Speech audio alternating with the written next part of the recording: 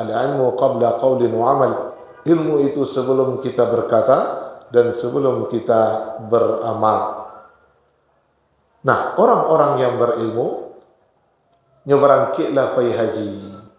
Tahunya biaya yang dipakai tidak boleh dari haratonan haram.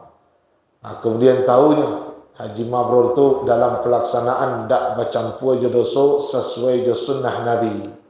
Pulang dari sini ada perbaikan dalam sikapnya, hanya suka magi makan, nya mengucapkan salam, tanda hajinya diterima. Tahunya model itu. Tapi kalau tidak tahunya,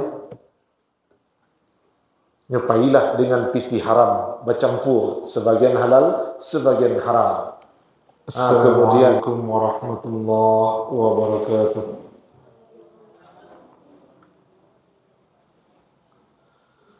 Innal hamdalillah nahmaduhu wa nasta'inu wa nastaghfiruh wa na'udzu billahi min shururi anfusina wa min sayyiati a'malina. Man yahdihillahu yashrah sadrahu lil Islam wa man yurid an yudhillahu yaj'al sadrahu dayiqan harajan ka'annama yas'adu fis sama'. أشهد أن لا إله إلا الله وحده لا شريك له وأشهد أن محمدا عبده ورسوله لا نبي بعده. اللهم صل وسلم وبارك على محمد وعلى آله وصحبه ومن تبعهم بإحسان إلى يوم الدين. أما بعد. Kaum muslimin, kaum muslimat rahimakumullah.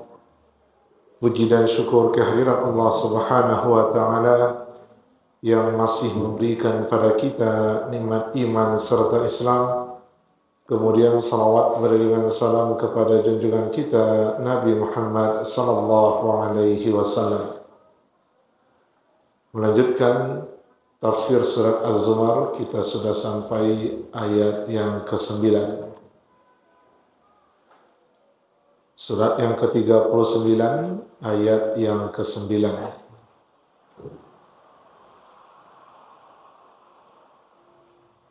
Sebelumnya dalam ayat 8 Allah ceritakan ada manusia yang kalau ditimpa kesulitan dia berdoa kepada Allah dan rujuk kembali kepadanya. Namun ketika Allah berikan kesenangan dia lupa kepada Allah Subhanahu wa taala. Kemudian manusia tersebut membuat atau menjadikan bagi Allah ada tandingan. Lalu dengan hal tersebut dia juga menyesatkan orang lain. Nah, orang-orang seperti itu Allah katakan kepada mereka, bersenang-senanglah engkau dengan kekufuran engkau di waktu yang sedikit atau selama di dunia. Nanti di akhirat akan masuk ke dalam api neraka sebagai balasan dari perbuatan yang dia kerjakan semasa hidup di dunia. Nah, orang yang seperti itu yang menjadikan bagi Allah ada saingan atau tandingan, kemudian dia menyesatkan orang lain dari jalan Allah Subhanahu wa taala, kemudian dia kufur di dalam kehidupannya. Nah, orang yang seperti itu di dalam ayat yang ke-9 mana yang lebih baik? Nah, orang-orang yang seperti itu atau orang-orang yang sujud berdiri di malam hari mengharap ridha Allah dan takut kepada Allah. Jadi ayat 9 berhubungan dengan ayat yang ke-8. A'udzu billahi minasyaitonir rajim. Bismillahirrahmanirrahim.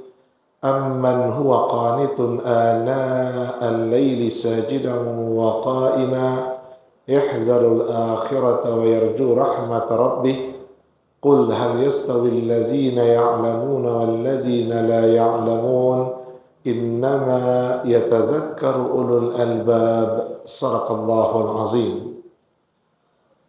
Amman huwa qanitun, apakah orang-orang musyrik yang lebih beruntung atau orang yang dia itu berdiri di waktu malam dan sujud, berdiri serta sujud pada waktu malam ya sajidan, bersujud, wa qa'iman, dan berdiri. Qanitun, berdiri atau beribadah. Orang yang beribadah pada malam hari, dia sujud, dia berdiri, yahzarul akhirah, dan dia takut ya kepada hari akhirat, azab Allah, wa yarju rahmat rabbih, dan dia mengharap rahmat dari Allah Subhanahu wa taala, atau mengharap rahmat kasih sayang dari Rabb-Nya. Jadi ayat 8 bercerita tentang orang yang mempersekutukan Allah, menjadikan bagi Allah ada tandingan. Kemudian dia menyesatkan orang lain. Dia menjadi penghuni neraka. Nah, orang yang seperti itukah yang lebih beruntung? Atau orang yang mereka itu beribadah di waktu malam, mereka sujud dan mereka berdiri, kemudian mereka takut kepada ancaman Allah di akhirat, dan mereka mengharap ridha Allah. Manakah yang lebih beruntung di antara dua manusia tersebut? Maka qul, katakanlah, hal yastawi allazina ya'lamuna wal ladzina la ya'lamun? Adakah sama orang-orang yang mengetahui dengan orang-orang yang tidak mengetahui?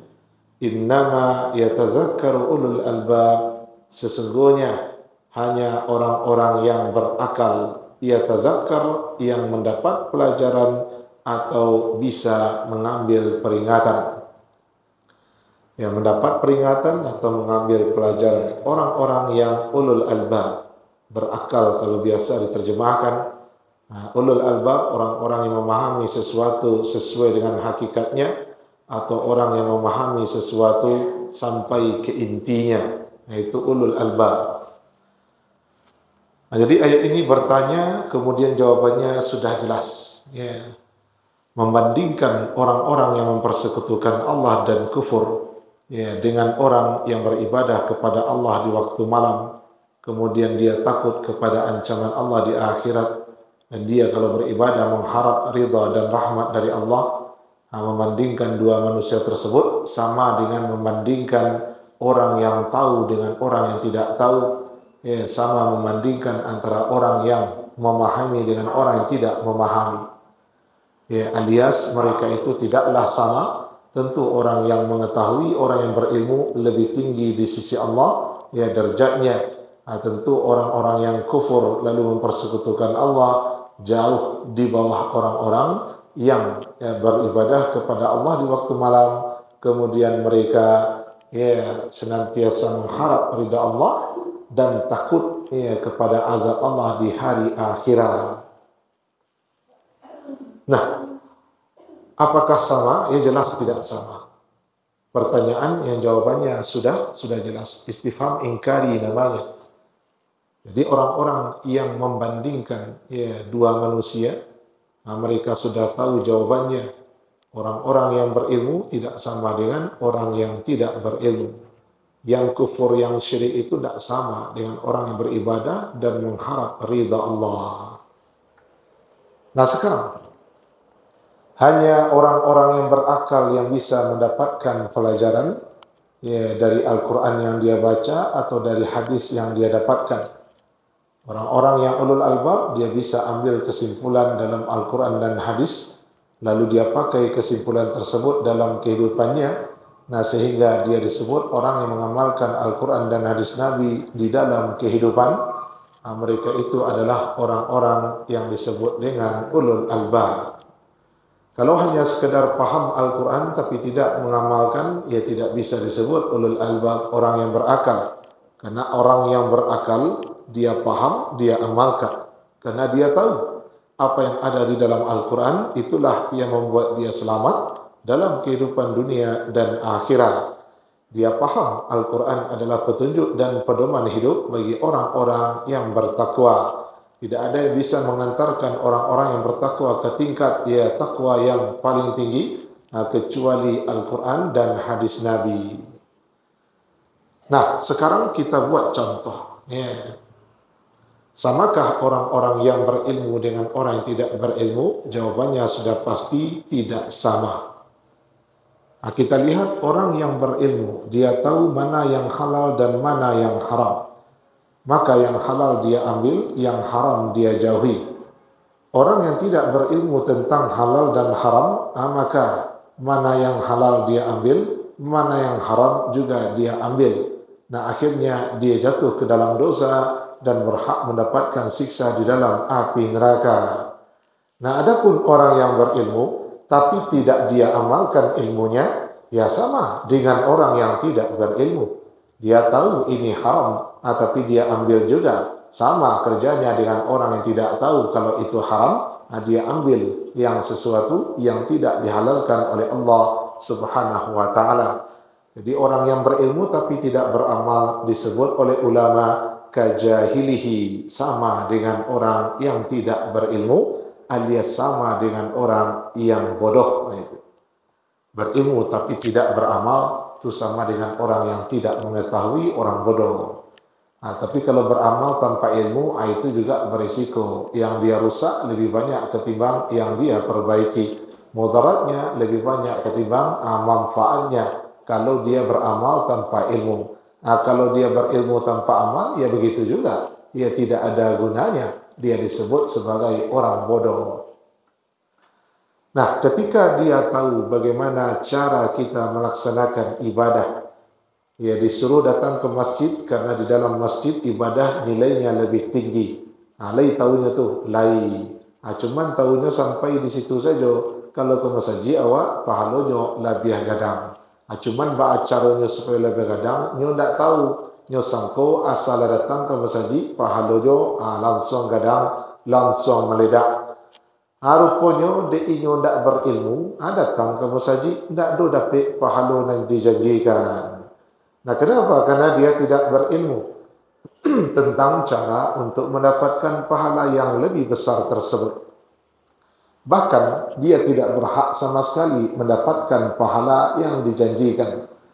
Nah, kenapa? Karena dia melakukan sesuatu yang membuat dia terhalang untuk dapat keutamaan ibadah ke masjid. Namun, karena dia tidak berilmu dan tidak mau menuntut ilmunya, dia merasa ilmu yang dia kuasai sudah cukup. Menurut ilmunya, datang ke masjid pahala lebih besar. Itu senang dipakainya ilmunya. Maka syaitan mudah untuk merusak niatnya sehingga apa yang dia harapkan tidak didapat. Nyo ingin dapat pahala, tapi nyo di dalam masjid mengganggu orang lain. Nyo ingin dapat 27 derajat, tapi di masjid dia tidak istilahnya tidak bersuci, alias dia duduk di dalam masjid dalam keadaan berhadas. Ya, dia dengar pengajian dalam masjid tapi dia berhadas. Dia menetap dalam masjid, dia berhadas. Mau salat baru dia berwuduk keluar. Ya sudah, dia tidak dapat keutamaan yang dijanjikan. Atau dia ke masjid mengganggu orang dengan suaranya yang berisik, ya dengan bau badannya yang busuk atau bau nafasnya yang tidak enak. Maka Allah pun tidak jadi memberikan keutamaan yang dijanjikan. Kalau dia berilmu, dia tahu. Ya, ingin dapat pahala yang luar biasa, dapat 27 derajat, ini, itu, dan lain sebagainya. Maka dia paham ini harus dihindari. Jangan sampai dia mengganggu orang dalam masjid dengan bau tubuhnya, atau bau nafasnya, atau dengan suaranya. Kemudian dia bersuci sebelum masuk ke dalam masjid. Nah, dia mendapatkan apa yang Allah janjikan, ya, dan dia tahu, beginilah caranya. Itu namanya orang berilmu, tapi lebih dalam pemahamannya dibanding orang yang berilmu, tapi pemahamannya dangkal. Apalagi orang yang tidak berilmu sama sekali. Nah, yang tidak berilmu sama sekali itu contoh. Masuk ke masjid, ya buka aurat, nyoka salat baru tutup aurat. Siap salat, langsung nyo buka balik auratnya. Dalam masjid nyola berani bermaksiat.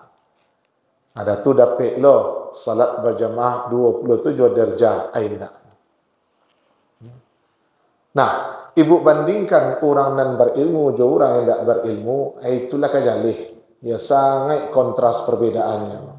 Nan tahu jo yang tak tahu, itu jale bana. Dan antara orang nan tahu pun ada pula perbedaannya. Nan tahunya lebih banyak, maka kebaikan lebih banyak dibanding orang nan tahu lebih sakit. Makin banyak Bapak Ibu berilmu dan tahu, makin banyak kebaikan kesempatan untuk kita dapatkan. Makanya ulama mengatakan orang yang paling tinggi ilmunya harusnya paling tinggi pula amalannya. Harusnya begitu. Ya. Nah, orang yang seketik ilmunya, ya harusnya seketik pula amalannya.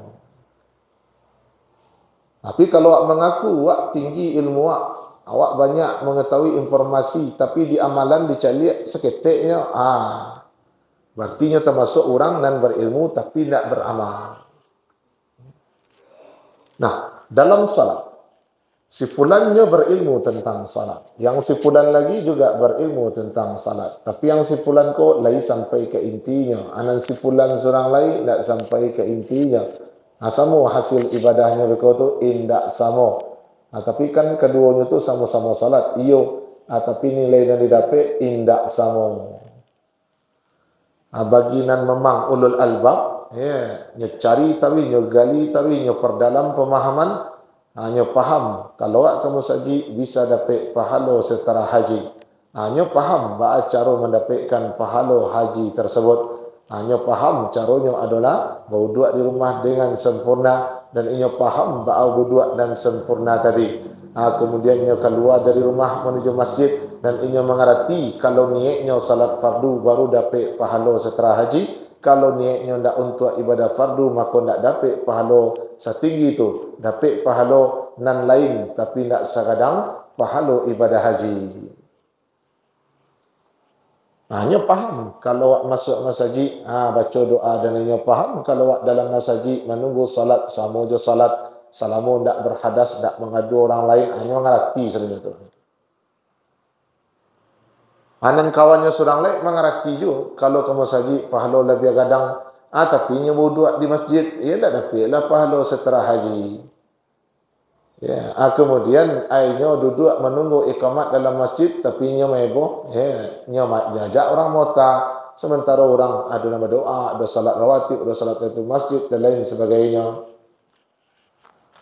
Atau sambil menunggu orang iqamat, HP-nya berbunyi-bunyi, tergaduh orang nyoba biarkan. Atau bau badannya, bau nangoknya dan segala macam. Atau orang tak khusyuk gara-gara penampilannya. Datang ke masjid penampilannya carut marut, rambut tagak-tagak, ana maju kusuk minta ampun, tu satu salat berjemaah, tagak di saf pertama, orang di saf kedua, mencari rambutnya jadi hilang kekusukannya. Atau orang tu ke masjid, rambut disisir, tapi bajunya punya gambar. Baju dan bergambar tadi nampaklah dia orang yang salat di belakang saf kedua. Tapasui galaknya menceliak gambar baju awak. Baju ibu tu menggadua. Kalau ibu tu lah papak tu. Salat Jumat bu, macam-macam baju yang dipakai. Ada gambar iko, ada gambar itu. Setan menjadikan gambar tersebut untuk jadi senjata mengganggu kekusukan orang yang salat berjamaah. Itu tidak dapat di awal itu. Kalau lasa menggadu. Hanya lain tidak menggadu. Lain tidak berbaun. Kemudian ahlinya bersuci. Namun ketika salat, hanya menggadu orang. Bagaimana cara menggadu orang salat? Dia menggari tiap sebentar. Orang di sampingnya pun heran. Mengapa menggari tiap sebentar? Menggawi tiap sebentar, kemudian mendaruan jari tiap sebentar. Kemudian kalau membaca balasih-lasih terdengar di orang menggaduh bacaan orang. Menurut ilmunya, ialah kadang nak pahala dia tu, salah ilmunya tu. Jadi memang guna awak nuntut ilmu tu untuk meningkatkan amalan awak. Bahkan dalam masalah ilmu, ia sama-sama tahunya, tapi nilainya tidak akan sama. Kenapa? Ilmu nan disiko lebih dalam, nan disiko lebih dangkal. Dalam pernikahan, sabilah sebenarnya. Yang tidak butuh ilmu tu, sada butuh ilmu. Nah, kalau ilmu yang nyo kuasai memang yang meningkatkan derajatnya di sisi Allah, ia tidak akan sama derajatnya dengan orang yang tidak berilmu. Makanya dalam kitab Jami' Bayan al-Ilmi wa Fadli karangan Ibnu Abdul Bar, ilmu itu adalah untuk membedakan kita tidak sama dengan hewan. Itu ilmu. Ya. Kalau awak nak sama je, makhluk Allah nan cik itu. Walaupun awak punya utak, dan inyo punya utak belum, tapi awak nak sama je inyo dah. Kemudian ilmu itu mengangkat derajat manusia dibanding yang lainnya. Ya, ilmu itu membedakan awak dari hewan. Ilmu itu juga membedakan awak dari segi derajat dengan manusia yang lain. Semakin banyak ilmunya, semakin jauh dia meninggalkan derajat paling rendah. Nah, apa derajat yang paling rendah itu? Ya, derajat hewan ternak. Balhum adal, mereka lebih hina daripada hewan ternak, karena punya hati tidak dipakai untuk memahami. Nah, sekarang makin tinggi ilmu dan pemahamannya semakin dalam, makin tinggi derajatnya di sisi Allah dibanding orang-orang yang beriman lainnya. Makin jauh dia meninggalkan derajat hewan tersebut. Makin sedikit ilmunya, makin dekat dia dengan derajat yang rendah tersebut. Nah, oleh karena itu, ketika kita menuntut ilmu, kita menuntut sesuatu yang membuat kita semakin berbeda dengan hewan. Yang membuat kita semakin tinggi derajat di sisi Allah Subhanahu wa taala. Tentu ilmu yang kita maksud yang tidak lepas dari pengamalan. Namun ilmu saja amalan tak ada, anda. Karena ilmu juga amal tu sepaket. Artinya kalau hilang cik tak berguna. Ibarat dua sisi mata uang. Kalau apa ibu punya piti 100,000, nan sabalah ada gambarnya. Nan sabalah lain tak bergambar. Bisa dipakai belanja tu? Tak bisa. Justru ditangkap dikatakan penyebar uang palsu. Apa itu jo? Ya, ilmu jo amal. Ilmu tanpa amal, lumpuh, tidak ada guna. Amal tanpa ilmu juga berbahaya. Mudarat lebih banyak ketimbang manfaat. Maka jangan awak jadi orang yang berilmu tapi tidak beramal. Jangan pula jadi orang yang beramal tapi tidak berilmu. Maka tuntutlah ilmu tanpa mengganggu kita beramal. Beramallah tanpa mengganggu menuntut ilmu. Jangan sampai awak menuntut ilmu tapi tagaduh amalan. Jangan sampai sibuk beramal tagaduh menuntut ilmu. Kalau ingin beruntung, maka menuntut ilmu tidak mengaduh amalan, beramal tidak mengaduh waktu menuntut ilmu. Begitu juga dalam pernikahan butuh ilmu, walaupun tidak belum. Kalau ada yang mengecan butuh cinta, itu gawat. Ya. Pernikahan itu butuh cinta, tidak. Ya, ilmu dulu yang perlu. Ya, kok cinta nanya tapi ilmu tidak ada, bisa dosa dan dikerajannya, tapi nya cinta je keciknya. Nah, dia tidak tahu kalau dia lakukan ini berarti sudah jatuh talak itu. Bayanglah kalau tidak berilmu tu laki-laki itu. Hanya tidak tahu kalau laki-laki itu punya jatah talak 3 kalinya.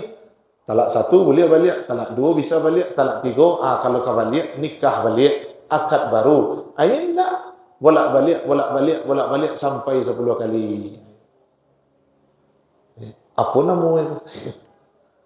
Lah berapa kali rujuk? Lah 10. Malu ada rujuk sampai 10 kali. Ibu amu saya dirujuk ini taruh. Yo. Keciknya lah jatuh. Tapi pas inyo pulang, nyo nasi bungkui, lalin tua saya temu, balik lihat. Namu ada. Ada yang model tu, bawa nasi bungkui laki itu, lelok lah balik. Itu jatuh lah balik, lelok lah balik. Jangan lah berzina tu, ayah menurut agama, yo. Anda tahu je. Ya. Kalau seorang istri itu kewajibannya apa? Suami kewajibannya. Kan gawat tu kalau tak punya ilmunya. Nyuweklah rumah tangga tanpa ilmu. Sudah. Ibarat kayu parang, tak bawa senjata. Bawa nasibnya mati. Ini yang pertama kali senjata tak ada. Sabilah satunya sisi kehidupan awak, dia butuh ilmu. Dan mendiangkanlah orang yang punya ilmunya, orang yang tidak punya ilmu. Orang menggalai sebuah ada ilmu. Ya. Kemudian untuk urusan dunia saya ada ilmunya supaya sukses. Asal untuk akhirat yang lebih tinggi pada dunia, tidak perlu butuh ilmu. Itu cerita. Makanya ulama-ulama dalam kitab hadis mereka, bab yang pertama itu adalah babul ilm, bab tentang ilmu. Makanya Imam Al-Bukhari mengatakan al-ilmu qabla qawlin wa amal. Ilmu itu sebelum kita berkata dan sebelum kita beramal. Nah, orang-orang yang berilmu nyobarangkitlah pergi haji. Tahunya biaya yang dipakai tidak boleh dari haratonan haram. Kemudian tahunya haji mabrur itu dalam pelaksanaan tidak bercampur je dosa sesuai je sunnah Nabi. Pulang dari sini ada perbaikan dalam sikapnya. Hanya suka magi makan, hanya mengucapkan salam, tanda hajinya diterima. Tahunya model itu. Tapi kalau tidak tahunya, nyepailah dengan piti haram, bercampur, sebagian halal, sebagian haram. Kemudian pulang dari tanah suci, nya menyangku hajinya haji mabrur. Tapi dibantah dengan sikapnya, yaitu makin sampilik sejak pulang haji. Itu tanda hendak membakih ibadah hajinya. Ayul haji afdal, manakah haji yang paling utama? Jaga lisan, memberi makan. Itu haji yang paling utama, tanda hajinya mabrur. Dia tidak tahu, sudah. Nya sabui mabrur-mabrur, tapi sebenarnya nya tidak dapat. Tapi berhubungnya tidak berilmu, nya sangkonya dapat. Nah, dia pergi haji itu tidak pakai ilmu, ya. Nang kalamaan dinyo saja melaksanakan manasik. Ladi apa? Ya, ladi tunjuk seorang pembimbing. Rupanya pembimbingnya kok perlu dibimbing pula. Ya. Karenanya ditunjuk dari pembimbing bukan dia inyo mengerti, tapi dia inyo menjabat, dia inyo ayat-ayat semacam, sehingga tidak bisanya membimbing orang. Inyolah nan perlu dibimbing dulu. Baru kepembimbing inyo sendiri nak ngerti. Dan awak tidak lo berilmu dah. Dan tidak lo nama bertanya, tidak lo nama menentuinya dah. Akhirnya, anang kelamaan di awak selain ibadah haji itu. Anang kelamaan inyo tidak mabit di Mina tanggal 1 balik, 2 balik, 3 balik. Ya, tidak ada yang mabit di Mina, hanya mabit di hotelnya surang-surang. Hanya balik ke Makkahnya lalu. Ya. Tanggal sabale sebelum zuhur hanya bayar lah balik pakai taksi ke Mina. Tu melontarnya atau balik ke Makkah nya lalu. Di hotelnya lalu. Mana mu? Ya. Padahal mabit di Mina termasuk wajib haji. Boleh saja ya bolak-balik tapi nya harus ada menetap dia di Mina itu. Harus ada mabitnya, walaupun sebentar mungkin, semalam, tapi harus ada. Ikut nak, dia nak ngerti dia. Adiknya lagi tahu jalan, ada tu, sudah, bolak-balik. Ada pula nak buat cara nyerapel saja melontar tanggal 3 balik. Di tanggal 3 balik, nyelontar saja. Nak melontar tanggal 10, tanggal 1 balik, 2 balik, dirapelnya saja. Tanggal 3 balik. Dan itu pun kerajokan ketika orang tidak ada. Orang langang. Pagi-pagi. Ya. Ketika nyo tawaf, batal duanya nyo lanjut je tawaf. Atau ketika nyo tawaf, batal duanya, hanya baik bawa dua, nyo ulang tawaf dari awal balik. Padahal lah 3 putaran. Nak mengerti. Tak tentu dia. Maka ketika awak nak berilmu tu, mudah syaitan membuat amalan awak jadi sia-sia. Mudah syaitan untuk membuat awak menyimpang dari jalan yang Nabi tunjukkan. Dengan adanya ilmu, susah syaitan untuk mengguncang atau menggoyang awak atau memperdaya kita. Bagi orang yang tahu ilmunya, bahasa setan mengaduah, tambah payahlah setan itu untuk mengaduanya. Tapi bagi orang yang tidak tahu jurus-jurus setan itu, sudah lebih mudah setan untuk menipunya. Nah, jadi apapun ya sendi kehidupan awak, mau dunia, mau akhirat, ya sosial, budaya, agama, pendidikan. Ya, kalau tidak ada ilmu, celaka. Nah, jangankan ilmu agama, Bu. Ya. Yang bukan ilmu agama sendiri, kalau tidak awak kuasai, babayo, dapat mudarat. Bahasa. Ya, bahasa itu kan tidak ilmu agama. Datanglah awak ke Minang. Nah, awak tidak pandai bahasa Minang. Tiba di Minang tidak pandai bahasa Minang, nanti jadi dia dua dia orang Minang. Man alima lughata qaumin salima min makrihim. Siapa yang tahu bahasa satu kaum, maka dia selamat dari tipu daya kaum tersebut. Itu ilmu bahasa baru. Ya, dan ilmu agama ni. Dengan ilmu bahasa, ibu bisa aman dari tipu daya bangsa yang memiliki bahasa tersebut.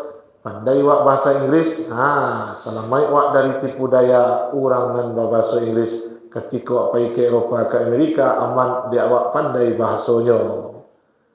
Pergi ke Arab, wak pandai bahasa Arab. Jadi selamai wak dari tipu dayanya, tidak bisanya mengicu wak dah, karena wak mengerti bahasanya. Ya, bahasa Muslim dia tu. Boleh untuk urusan agama. Nah, yang parahnya, disabuinya kawak dek setan tu, awaklah dapat pahala kerana lah baik. Kenyataan mengatakan kalau awak justru dapat dosa. Ya. Hanya menyangka dengan inya mempersilahkan orang, dek ke masjid kau tak punya ilmu. Dipersilahkannya orang untuk mengisi saf di muka. Ananinya sengaja mengalah ambil saf di belakang. Inya menyangka dengan mempersilahkan orang beribadah di saf terdepan, inya dapat pahala dek magih tampik narancak ke orang lain. Maka ketika tu inya persilahkanlah. Dia apalah di muka? Ambo di belakang salah. Padahal lah tagak di muka. Hanya mundur, hanya dia ke orang, hanya ambil dari belakang, dia ambil di orang dari muka.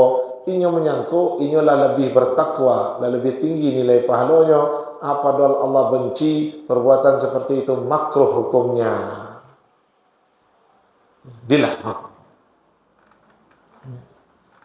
Hanya hutang ciknya bayi dua, hanya nak berilmu tu haram. Tapi ia punya ilmu. Kalau hutang cik bayi dua, asal jangan diminta, asal jangan disyaratkan, asal jangan jadi kebiasaan, itu sunnah Nabi. Tahu itu?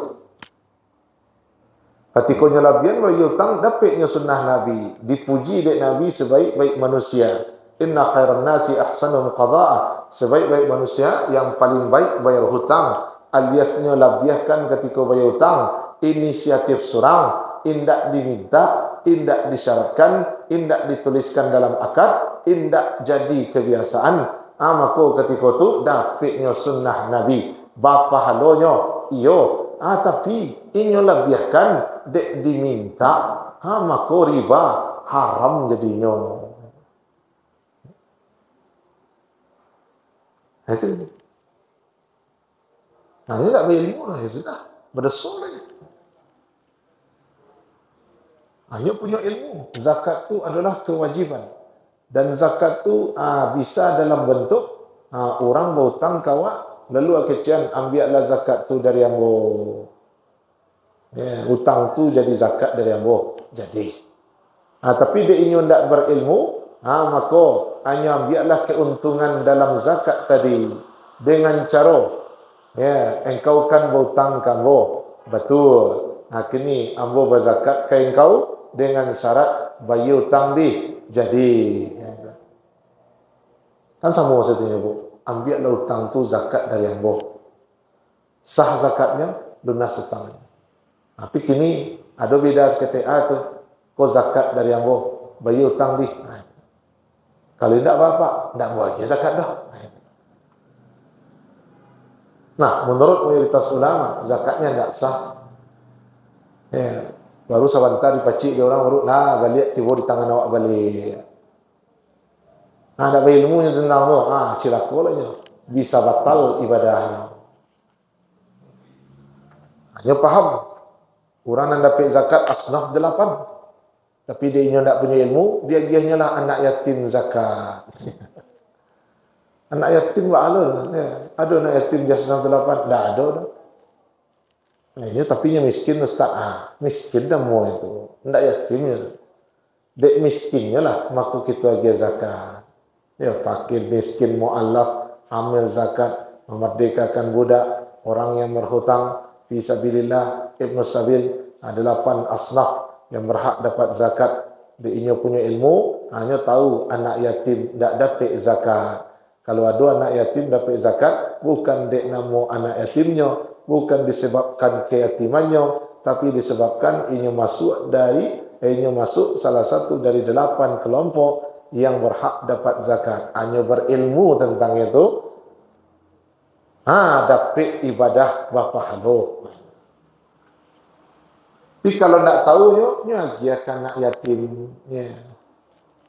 Anak yatim yang bukan fakir, bukan pula miskin. Anak yatim yang bukan ibnu sabil.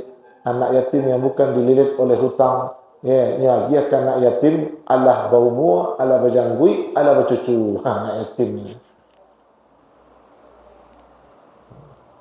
Hanya tahu anak yatim itu anak ketek, alun balik, apaknya nak mati. Ini dia giahnya ke anak yatim yang menurut agama itu bukan anak yatim. Ketika yang bukan anak yatim menyagiahkan hak anak yatim, berarti ia makan hak anak yatim dengan cara mengagiahkan kepada orang yang tak berhak. Hanya menyangka ia dapat pahala, ternyata justru ia yadu'ul yatim, menelantarkan anak yatim. Ya, mana berisiko, kalau tidak berilmu. Nah, itu nanti jadi. Nyagiah anak yatim. Yang anak yatim itu dicarilah mahasiswa. Dan ini dalam agama bukan anak yatim lagi.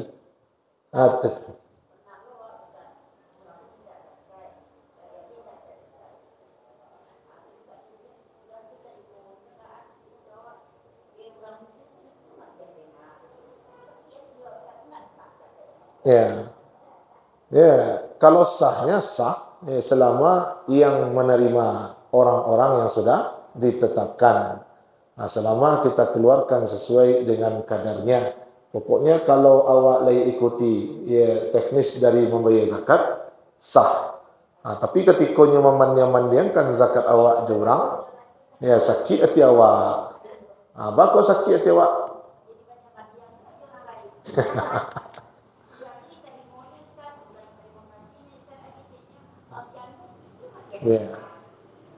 Itu namanya orang nerima zakat tapi tidak beradab namanya, tidak punya etika namanya. Lam yashkurin nas, lam yashkurillah. Tidak berterima kasih pada manusia, berarti tidak bersyukur ke Allah. Namun awak dan dibanding-banding itu, jangan sampai sakit hati dalam artian tidak bahagia zakat. Lokainya lain. Supaya model tu jadikan dorongan untuk meningkatkan zakat. Kalau dijadikan dorongan, rancak orang segitu besok awak tingkatkan. Nanti lagi itu tidak berterati, tidak bersyukurnya ketika diberi. Sementara Nabi mengajarkan, "Man lam yashkurin nas, lam yashkurillah." Memang awak diajar di Nabi berterima kasihlah kepada orang tersebut. Itu bentuk syukur kita kepada Allah. Ada orang nak namuh berterima kasih ke orang lain.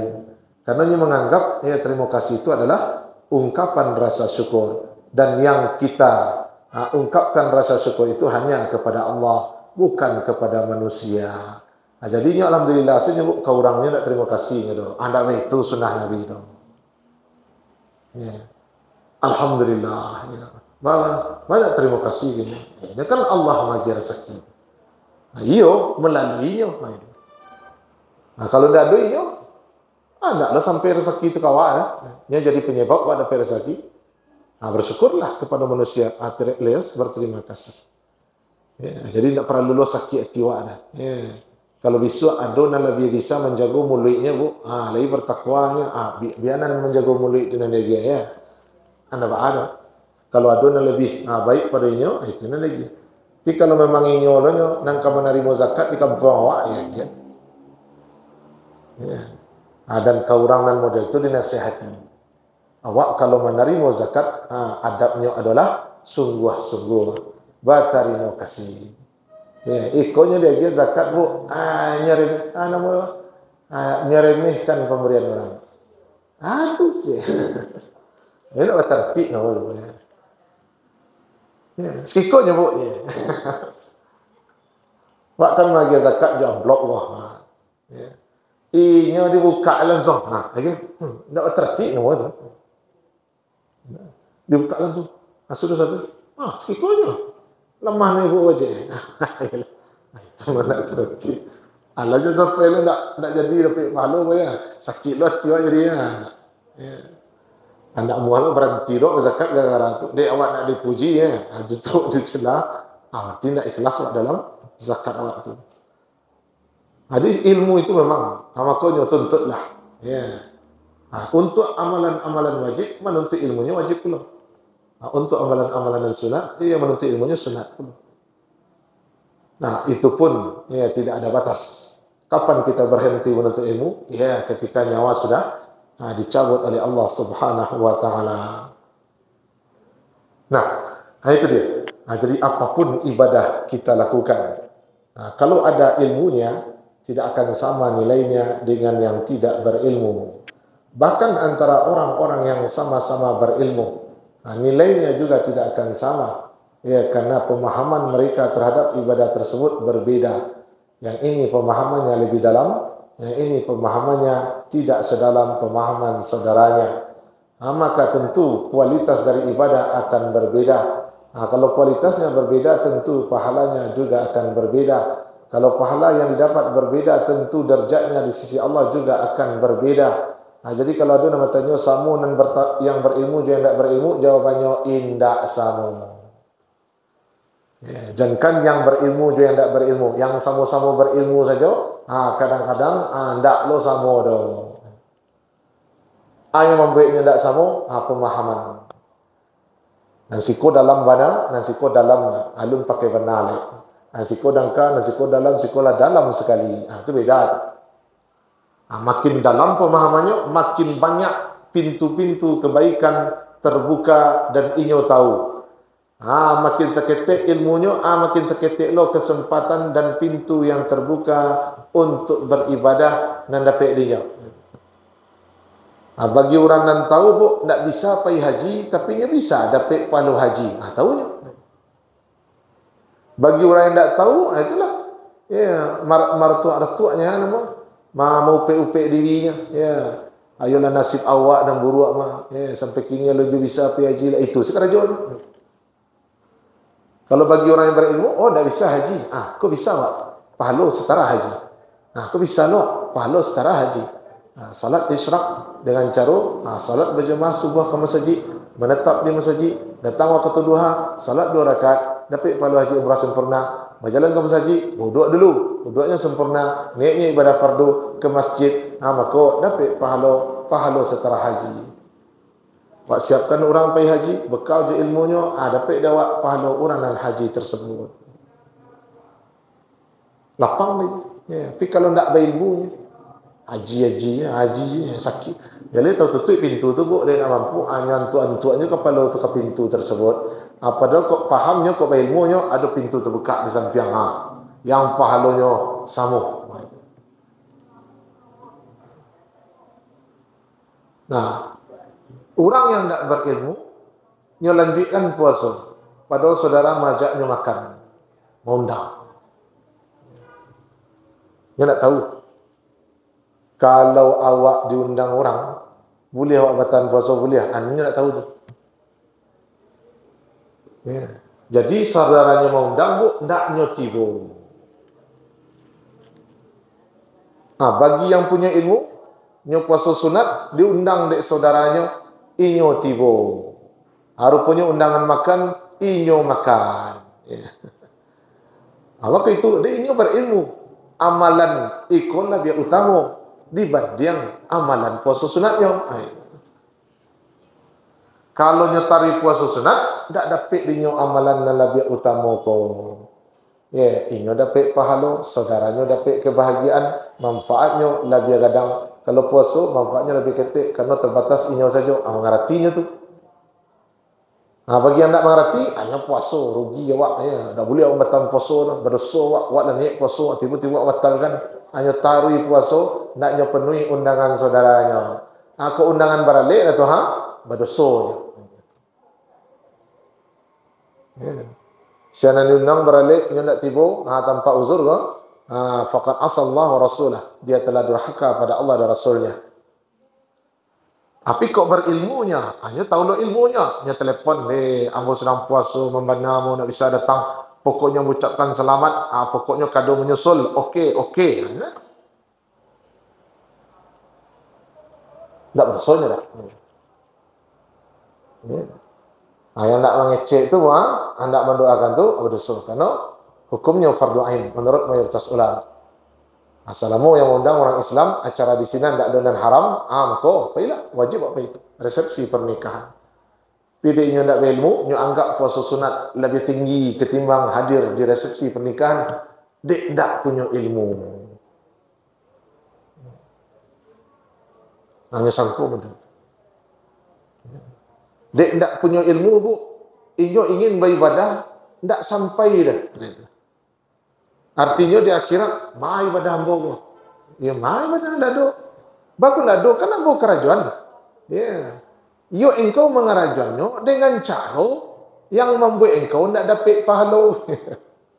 Ya, kerajaan ibadah tu bu, dengan cara tidak dapat pahala.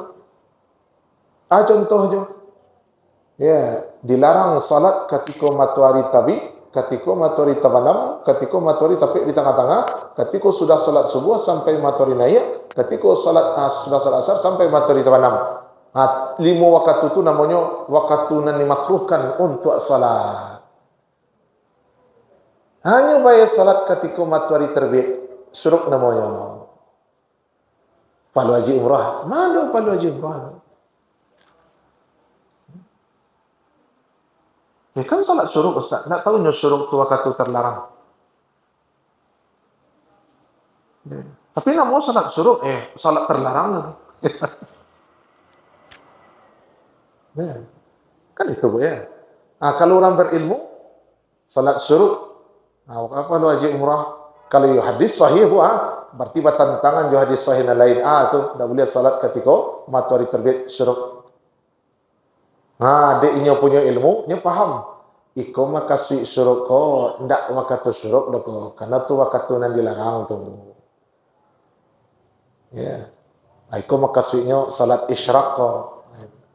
Tu salat isyraq dalam Al-Quran, yusabbihna bil asyi wal isyraq, salat duha. Itu tu makasihnya tu. Salatlah inyo di waktu duha. 5 balik minit sesudah matahari terbit atau 20 minit sesudah matahari terbit. Kok iyo salat berjamaahnya subuh, inyo menetap di masjid berzikir ke Allah, sampai datang waktu duha, inyo salat 2 rakaat, dapat haji umrah. Itu kan kalau nyo punya ilmunya baru dapat inyo, kali ndak. Kalau masuk ke tujuannya lah salat. Kalau selesai ustaz mengaji bu, nyolah salat. Keciknya, dah dapat yang haji umrah dah. Justru dah dapat dah. Kalau tunggu ustaz sampai selesai ngaji, dah dapat haji umrah dah. Kok ngaji sampai jam 7, bu, salat ibu sudah tu dapatnya. Kan bunyi hadisnya, sianan salat subuh berjamaah, nyo duduk di masjid sampai datang waktu duha, mau awal duha, mau tunggu duha, agak terlambat seketik, terserah. Yang penting paketnya nyo salat berjamaah subuh, menetap di masjid, berzikirnya. Salatnya khusyuknya 2 rakaat tadi. Nah kan? Ya. Itu tapi mana tidak sabar. Ya. Dan setan pun tak ingin awak dapat pahala sekadang tu. Kini salat bu keceknya. Padahal waktunya masuk lagi. Kalau bagi orang berilmu, sesuai je aturan. Dapat dia yang dijanjikan. Anak awak menyangkau diri dapat, padahal tidak dapat. Kerana teknis dan berpakai tidak sesuai doa yang Nabi tunjukkan. Akhirnya rugi. Abi-abi tenaga saja. Hanya berilmu. Kalau puasa tu adalah ibadah. Tu yo tu. Ilmu namanya tu. Yo. Tapi nyo tak tahu ilmunya. Kalau puasa naniko, nak ibadah dah. Apa puasa nak ibadah? Puasa namanya kau? Puasa pati geni. Puasa mutih. Puasa ilmu kebal. Ilmu malayang. Ilmu mailang. Itu nak ibadah. Itulah sihir namanya. Hanya tahu, puasa sunat tu ada macam-macamnya. Yo. Tapi nyo tak tahu puasa sunat naniko, dalilnya tak ada. Puasa tanggal 27 Rajab, dalilnya tak ada.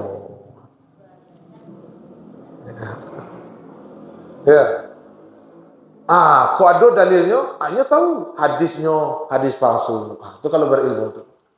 Kalau tak tahu, kecik setan. Puasa 3 hari bulan Rajab sama je 700 tahun puasa. Kan kadang tu puasa lah kecik. Hanya banyak puasa. Ada nilainya? Tak ada. Kenapa? Cara tak sesuai sunnah. Kan ada hadisnya. Iyo, hadis apa? Hadis lama sekali. Nah, untuk menutup hal yang seperti itu, supaya tak terjadi kawak, maka Allah suruh wak fas'alu ahla zikri in kuntum la ta'lamun. Batanyalah kepada nan tahu kalau indak tahu. Tu jalan keluar. Sayangnya nan ibu tanya, orang nan ibu anggap tahu sebenarnya ndak lo tahu dah. Itulah. Kan itu masalah orang. Yang ndak tahu siapa patut ditanya. Akhirnya siapa yang dianggap ustaz ditanya saudaranya. Jawabnya beda-beda. Kecil ustaz petang boleh. Ya ustaz siko nak boleh. Cik nak lain antara boleh je tak. Sudah tu aku jawab dosa salah beramal ni. Maka itu tambah panjang kok. Nama betul kok boleh atau tidak kok. Atau di tengah-tengah kok. Atau apa kok. Nah, jadi mereka yang berilmu tu jadi terarah hidupnya tadi. Tahunya arah nan batu tu ke mana. Nak berilmunya, nak jalan arahnya lah. Apakah berbelok, lori kok, ada berguliang, ada putar, nak jalan. Bayangkan saja untuk urusan dunia. Dan awak faham ilmunya, nanya tidak. Ada kena alua saja tu. Untuk urusan dunia. Apalagi untuk urusan akhirat, nak lebih tinggi daripada urusan dunia. Maka para ulama meletakkan babul ilmi. Bab ilmu itu di bab pertama. Kalau kau ibu beribadah, tapi tidak ilmu nak mendasarinya, maka manfaatnya seketik, mudaratnya lebih banyak. Kata Umar bin Abdul Aziz, berilmu tanpa beramal tanpa ilmu, mayufsidu aksar mimma yuslih. Yang dirusaknya lebih banyak ketimbang yang diperbaikinya. Artinya mudaratnya lebih gadang daripada manfaatnya. Kalau ada amalan gadang mudarat pada manfaat, maka amalan itu akan dilarang oleh Allah Subhanahu wa taala. Kalau berilmu tapi tidak beramal, itu rugi. Akan jadi hujah nanti ilmunya itu di akhirat. Engkau tahu bah aku tidak beramalkan, tambah tanggungjawabnya bu. Jadi dengan semakin bertambah ilmu itu semakin bertambah tanggungjawab. Iyo itu resiko. Supaya derajat awak lebih tinggi, adalah resiko itu mempertanggungjawabkan ilmu itu. Kalau bapak ibu punya semacam pemahaman, pemikiran, kalau banyak ilmu, banyak pertanggungjawaban awak, maka tidak usah salah banyak ilmu seketik salah. Tak bisa dah. Kalau seketik ilmu awak, tentu amalan awak seketik pula. Tentu derajat awak tidak naik, tidak jadi luar biasa, biasa-biasa saja. Level awak level biasa, tidak level dan tinggi dah. Tak dakik je Allah, nak masuk surga dan Nabi masuki, tak dapat awak model tu dah. Maka, rumusnya, kalau ilmunya tinggi, amalannya juga akan tinggi itu. Tapi kalau ilmunya tinggi, amalannya rendah, itu tak betul caranya berilmu itu. Kalau ada orang mengecek ibadahnya tinggi, ilmunya seketik, itu tak mungkin dah tu. Awak biarlah ilmu itu seketik ustaz. Yang penting amalannya banyak, maka maksudnya itu. Baik caranya menambah amalan tu tanpa menambah ilmu, baik caranya. Awak pergi ke masjid, awak tambah ilmunya. Dulu awak tak tahu. Ya, kalau magiahkan celah saf ketika aduna masuk tu sunnah Nabi. Dulu anda tahu. Jadi awak sengaja ambil orang masuk ke saf awak supaya awak lapang tak sampai-sampai. Kini makin bertambah ilmu awak. Aku kesempatan dapat sunnah Nabi. Awak persilakan orang masuk. Dapat di saf di muka. Ya. Awak dalami ilmu salat berjamaah yang sementara awak dulu hanya tahu berjamaah orang berjamaah awak, rukuk orang rukuk awak. Itu saja. Nah, kini awak tambah ilmunya. Ya. Ketika imam salah, awak tak boleh ikut dah. Salah bila tu? Ketika imam salat 5 rakaat, inyo tagak di rakaat keempat, sementara awak tahu tu rakaat keempat harusnya salam. Hanya tagak tu subhanallah kecil awak. Inyo lanjut je, awak jangan ikut inyo. Kenapa kalau ikut inyo sengaja awak salat 5 rakaat? Imam kalau dia tahu tu ustaz, inyo masih karya lo je keyakinannya. Kalian dan salah itu nambah dah. Lanjutnya. Dengan keyakinannya, salat sampai rakaatnya, dah 5 dah. Ya sudah, sesuai keyakinannya. Nah, ini faham. Fikih masjid tu. Ia faham. Fikih salat berjamaah tu. Dan itu tarikhnya perdalam. Sehingga terbuka balik kebaikan. Terbuka pintu pahala. Terbuka yang sebelumnya tak terbuka. Itu baru namanya memperbanyak amalan dengan menambah ilmu. Begitu. Awalnya nyo tahu ke masjid wak salat berjamaah. Itu saya nan tagaknya ndak luri, ndak rapi, nan sahnya kencang-kencang, ndak sempurna. Tu nyo tambah ilmunya.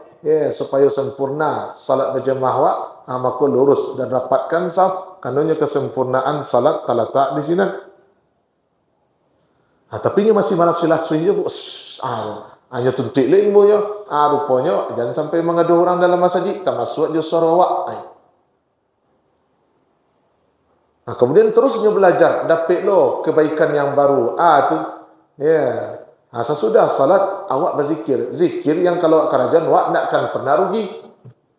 Bahkan subhanallah 33. Alhamdulillah 33. Allah Akbar 33. Sama. Lebih baik pada haji dan umrah.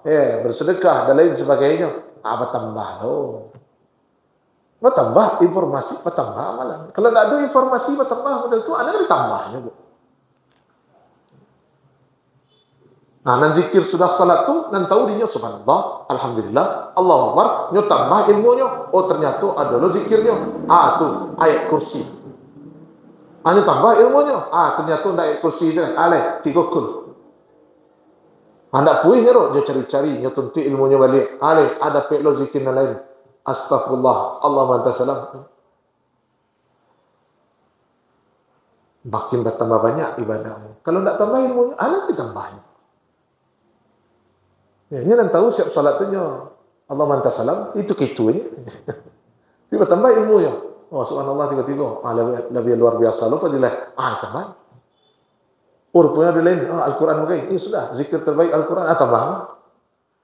Itu tugas awak. Namun kadang-kadang lah banyak informasi dan didapat, tapi tidak diamalkan. Kalau kami yakin informasi lah banyak dapat dia. Kalau mengaji tak tahu ketul. Tapi mengamalkannya. Mengamalkan tentu tak bisa sebenarnya karena nan di surah Allah tu lebih banyak daripada nan waktu tersedia. Waktu nan disediakan sekian nan disuruh sembuh. Bagi orang yang berilmu, dia bisa memilih mana lebih afdal. Bagi orang yang tidak berilmu, mudah setan menunjukkan mana lebih ketik. Setan tu kok tak bisa awak diambil minimal pahala yang didapat itu nan paling seketik. Dan dapat pahala yang seketik itu setan masih punya kesempatan untuk menggugurkannya dengan awak murtad, dengan awak melakukan kesyirikan, dengan awak menceritakan kebaikan tanpa alasan syar'i. Gugur pahala ibadah. Maka orang yang berilmu tidak sama dengan orang yang tidak berilmu. Maka amalan pun tidak akan sama. Derajat di sisi Allah juga tidak akan sama. Perdalamlah ilmu. Di situ kesempatan meninggikan derajat. Lebih tinggi dari derajat hewan. Lebih tinggi dari derajat orang beriman lainnya. Yang membuktikan awak ini tidak sama dengan hewan. Astagfirullah li wa lakum. Wassalamualaikum warahmatullahi wabarakatuh.